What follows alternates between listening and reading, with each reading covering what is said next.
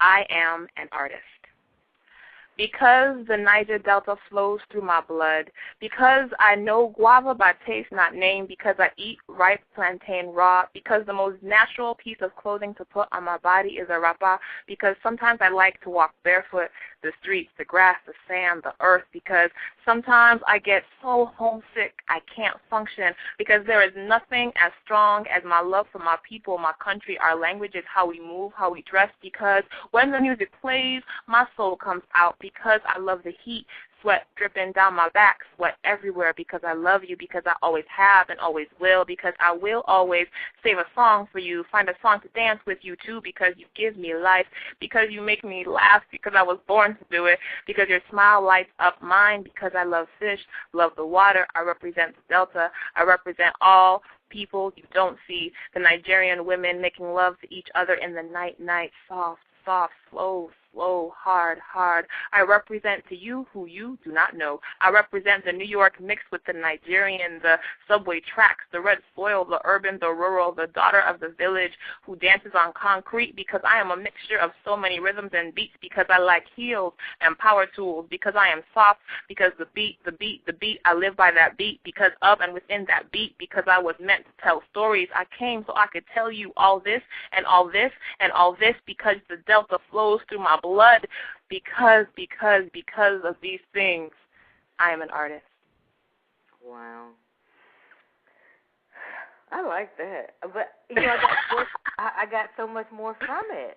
I mean, the title is almost simply misleading. I mean, I was just thinking, this is a beautiful black woman, and all these parts of her, it's beautiful. Like stilettos and power tools. Yeah, I was with you every day, every bit of it. The crowd is liking it in the chat room too.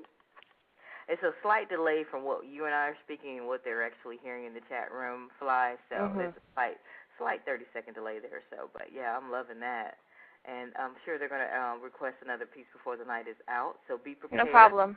Okay.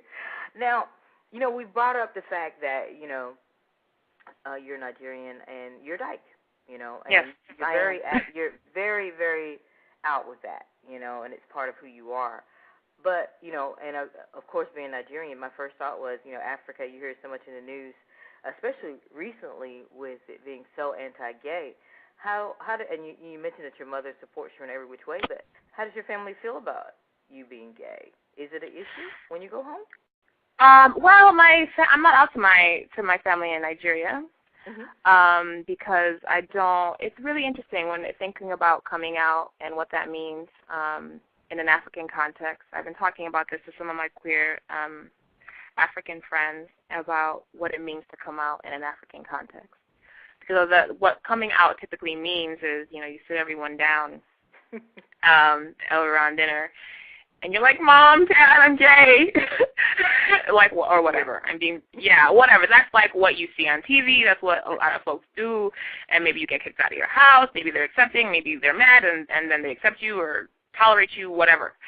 Now, in Nigeria, you don't really talk to elders the way that people talk to elders in this country. Like, you just don't do that. Like, the people that gather, like the family around, are the elders, right? So I don't know what coming out in an African context means. And also to layer on top of that the fact that, homosexuality is illegal in Nigeria. And so I'm not trying to put myself in a position to be in, like, physical danger. And also I don't know Nigeria, like, literally the roads and, how to get around as well as I know, let's say, New York, right? Or Syracuse or Oberlin or Chicago. Well, not Chicago so much, like Detroit, right?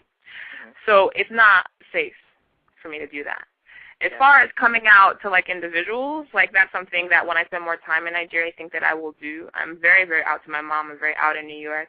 And sometimes I think that my dad knows because, if you Google me, and my family has Googled me, like, family members definitely will hit up my email and be like, hey, after not being in contact, I'm like, oh, hi, hey, cousin.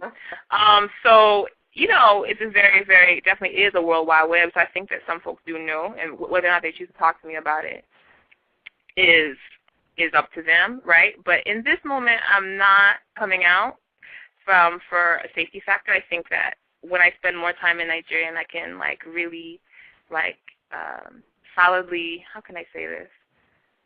When I just spend more time with people, I think it'll make more sense for me to come out because to give you background, like I hadn't been to Nigeria since I was 9, and then I wasn't in Nigeria for 18 years, and then I went back when I was 26, about to turn 27, for a month, right?